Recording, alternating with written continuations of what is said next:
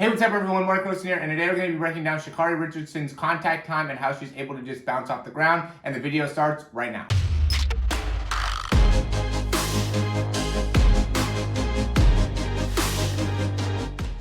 Alright, so many of you know that Sha'carri Richardson ran a 10.74 this weekend at the Golden Games, and when I was watching her run, it really stood out to me is just how she has this amazing ability to really just, bounce off the ground when she's running, and really wanted to go more into how she's doing that and give you guys a better understanding of what that looks like, the full contact time, and, just break everything down there. So we'll go ahead and hop right into that. Now, we obviously have Sha'carri Richardson here, and, for her to be already running, 10.7 this early on is, definitely a great thing to be able to set her up for the future in the Olympics. So we're going to really just focus on her full contact time. So first we want to get like a number here of, how much time she's spending on the ground. Let's see. I want to get a good one in terms of when that frame, that one looks pretty good. So that one, she hits the ground 1.6459.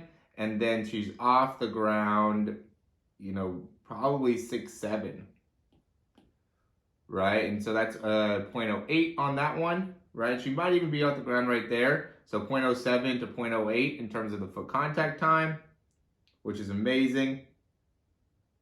We're pretty good on the timing there as well, 1.6479.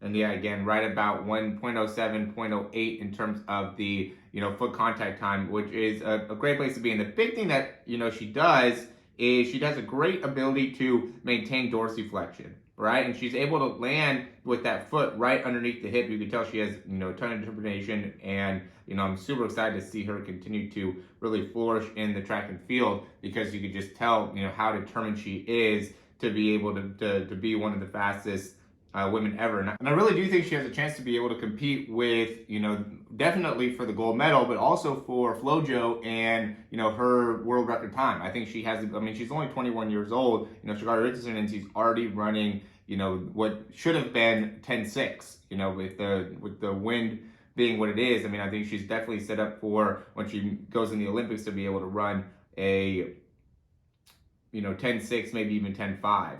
And so really what we're looking at here, and I know from the angle and how the finish line's kind of blocking the actual foot contact and how she's pulling that leg up underneath, but notice how she's maintaining dorsiflexion really well here and really staying on the inside part of the foot during that landing form. And that's critical here in being able to then swiftly get right back off, right? I see a lot of people that end up having a lot more weight kind of back in their feet, and then also more weight on the outside part of the foot during the landing, or really when you can land on the inside part of the foot. And then we've noticed this, and then kind of twisting that heel outwards during the push-off is going to really maximize the most amount of force production that you can generate in the leg, as well as make it so you're able to be as quick as possible as you're transferring through. And I think she does a little bit better job on that right side of maintaining a little bit more dorsiflexion and landing. And then the other big thing is really trying to land, right underneath you. So when you're pushing off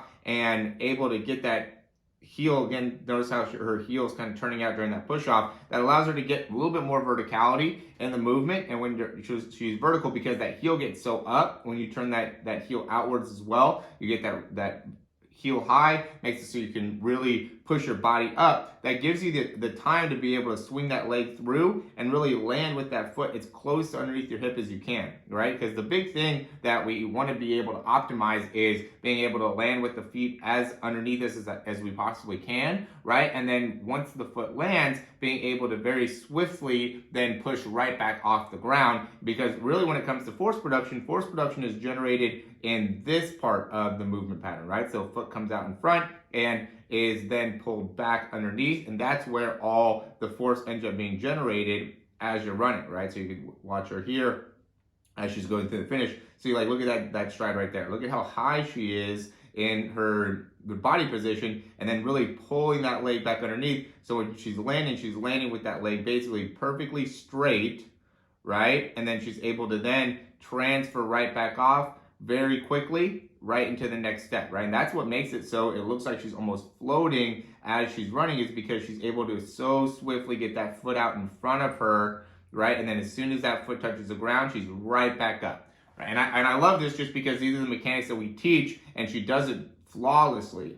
And she makes it look so easy in her ability to actually make it happen. So very, very talented. And again, I just feel like she's going to continue to flourish just because she has such great technique in her body mechanics. And so as she continues to work on like this start when she ran this 10.74 didn't look great, so there's still some parts of her mechanics that can improve that will just make it so and we all know like a great start could easily be a tenth of a second, right? And so just with that, going and let's say a tenth comes from the wind, right? And that gets her down to 10.64 because we already talked about how in this race she already had a bit of a wind issue, and then we knock out another tenth from the start, right? And just by that, she gets down into the 10.54s at 21, and so I think that she has a ton of potential to be able to definitely compete with FloJo. I know that might end up being, something that is, crazy, but, to me at 21, I also think already able to run 10.74